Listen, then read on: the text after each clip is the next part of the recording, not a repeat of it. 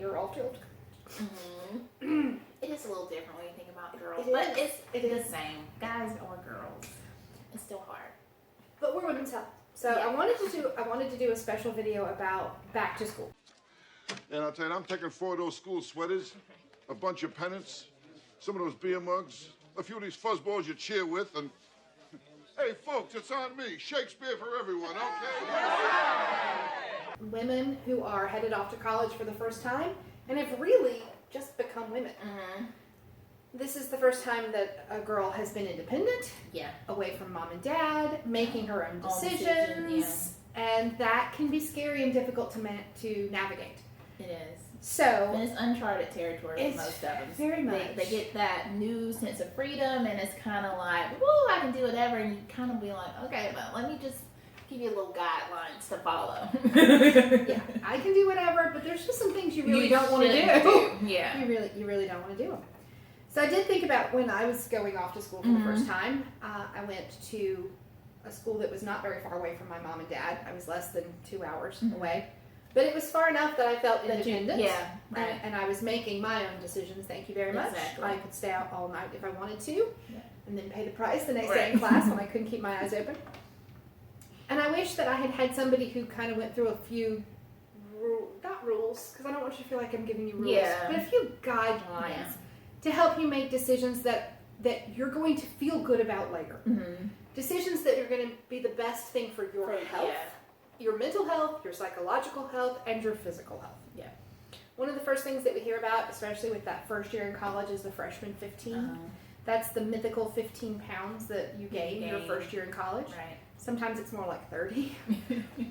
The reason that you gain the weight, there's a bunch of reasons. One of them is that you are away from home for the first time. So mama's not making your dinner. Mm-hmm. She's not packing your lunch.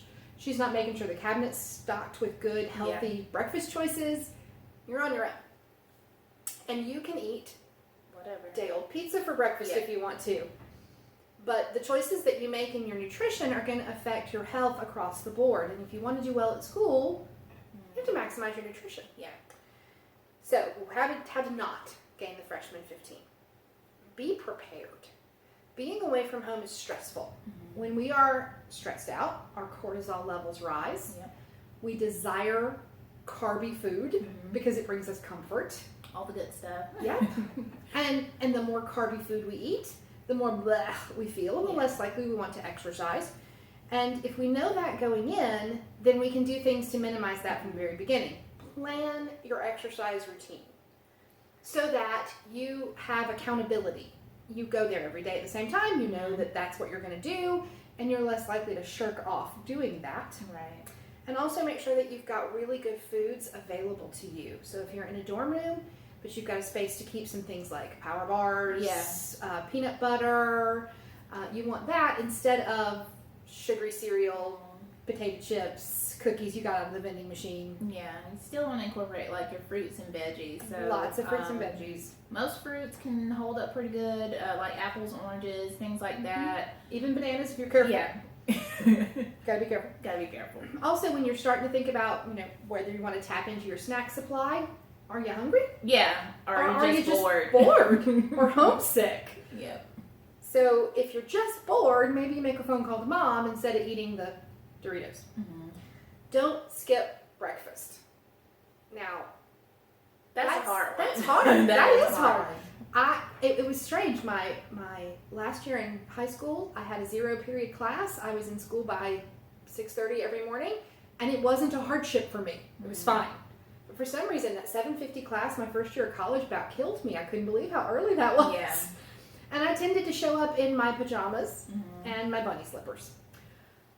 But it is a mistake to run out of your dorm room in a hurry to try to make it to class and skip breakfast because you'll be hungrier during the day and more likely to grab the quick, easy, you'll be snacking all day. So plan your breakfast. Have something like fruit or a nutritionally rich power bar handy to have for breakfast. Cafeteria problems. The cafeteria provides a wealth of choices, which is great, and it's not so great. Yeah. There tends to be things like pizza bars and hamburger bars and pasta stations. Yes. Those are all carby and not so great for you. And it's not that you... They're so good. They're so good. it's not that you don't ever need to have pizza. I mean, you need to plan that you're going to go out for pizza with your friends every once in a while. But when you're just making your day-to-day choices, you want to go for things that are baked, broiled, steamed, or roasted. Yeah. You want to avoid things that are fried, battered, creamed, or au gratin. Right. Covered in cheese is not so good for you. Yeah. You want to steer clear of the junk food, the hamburgers, hot dogs, pizzas. Not all the time, but most of the time. And I want you to be really careful about the salad bar. I know you feel virtuous when you go to the salad bar, but a salad can be worse for you than a cheeseburger. Yeah. If you're not Depending careful on about what you're you're putting on it. And when we were talking about PCOS and nutrition, we said, 30 times, don't drink your calories. Yeah. Guys, for real, water. You need water. You don't need Coke, sweet tea, Powerade, Gatorade, beer. Those are really, really high in calories, and you're going to get way more than you want. And then, of course, as good as nutrition, you can have the best nutrition in the world and still gain weight if you're not moving. Yes. You got to exercise. What type of exercise? Most campuses have a health department, a campus health clinic. Now, it works like any other health clinic. It does. You give your insurance card, you have to pay a copay, but the services provided can be extremely useful. So most of them have birth control options, Right. routine health screenings. You can get your Pap smear done. You can talk about contraception. There's nutrition services. There's psychiatrists and counseling services. And there's vaccination clinics at almost all major college campuses. Right. Some of the vaccinations you want to think about before going off to school. You want to make sure that your MMR, measles, mumps, rubella, is up to date. Tdap, tetanus, diphtheria, and pertussis. Yeah. Varicella, chickenpox. Hepatitis B.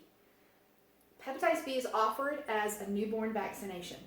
And it's not offered because newborns get hepatitis B. It's offered because hepatitis B can be deadly. Right. And we want to catch those kids before they're 16, 17, 18, 19, stupid, Yeah. and making choices that are going to get them killed. Right. It's bloodborne, and you're going to get it by doing IV drugs or having sex with someone who's got it. So before you get to that point, make sure your hepatitis B vaccination is up to date. Yeah. Polio and human papillomavirus. And we're going to talk in detail about human papillomavirus in a future video. If you have questions about it, I hope I can answer them. And then very important for college campuses is the meningococcal vaccine. Oh, yeah. That's very important. Meningitis is very, very serious and deadly. Yes. And it happens when you get a whole bunch of people in tight spaces. For example, dorms. rooms. So you want to make sure your I can't say that. I'm going to try again. Meningococcal. Thank you. Why couldn't I do that? Meningococcal vaccine is up to date. And of course, if it's flu season, get your flu shot. Yeah. That feels important to me every year, but this year it feels critically important. Right. We've heard a lot from infectious disease experts that the flu this year might be a bad one, and in the middle of a worldwide pandemic, that's the last thing we need is a really bad flu season. I have a feeling too that the vaccine is going to be in high demand, and it's going to be hard to get one. To get after a while. So the very first time you're offered a flu shot, say yes. The other thing that happens to quite a lot of young women when they go off to school is they get in situations that are unsafe sexually. Right. And sexual assault happens on college campuses every day. I worked rape crisis for a little while when I was in college myself, and it's eye-opening, and the stories I've heard have stayed with me. Yeah. So I want to talk a little bit about rape prevention. Now, I believe that to prevent rape, we should just stop the rapists. Right. But that's not practical. Because most women are raped by somebody they know. You know, where stranger rape is not very common. We tend to be raped by the people that we go on dates with. Yeah. And so it's hard to know who to stop. It is. So and we focus so much more on the females and telling them what not to do or what to be careful of. But, I mean, guys, you have to respect the woman's boundaries. If she says no, then no. Like, you'll find somebody else who will say yes. Like, you do not have to take it unconsensually. No. And then as parents, we need to talk to our boys more about what no means, what consensual sex is, what's pushing it too far. And I think a lot of times we kind of skip over that male component of it. But like Jennifer said, we have to stop the rapists too. It's not just women be safe all the time. I did pure sexuality education in college as well, and I would go in and talk to fraternities about safe sex. And part of my lecture was, here's how not to get accused of being a rapist. Don't rape people. Yeah, it's simple. It's not hard to get consent. And a lot of the guys would say to me, but, you know, she says no, but she means yes. You know, be a big enough man to say, if it's no, then it's no. So, women. Boys, you need to be talked to by your mothers. Women. Know your resources. There's emergency phones all around campus. If you're going to be out late, especially by yourself, find out where they are. Don't go out late by yourself. Have a buddy system. Campus security is there for a reason.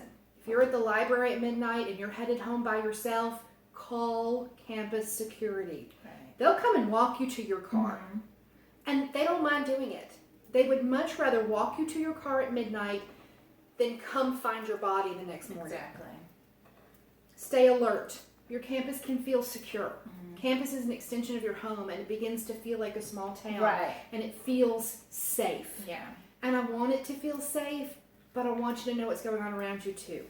And a lot of people have access to campuses. I mean, like, you don't typically have to, you know, sign in or get a code to enter. Like, if anybody could be on that campus, and like Jennifer said, they're not always students, so you don't, it's kind of like you feel, oh, this is safe, but there are people who are on campus who are there and they're not supposed to be, so you have to be aware of that too.